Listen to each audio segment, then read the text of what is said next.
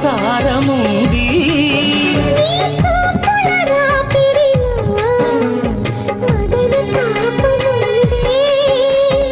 ఎన్నో జన్మల పుణ్యం ఎదురైనది వేళ ఇక ఏనాడు విడిపోదు ఈ బంధం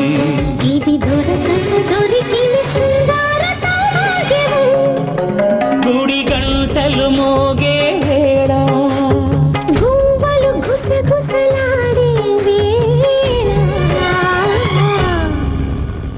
ఖజురహో శిల్పంలో నిన్ను చూశాను అదరహో అనిపించి పరవశించాను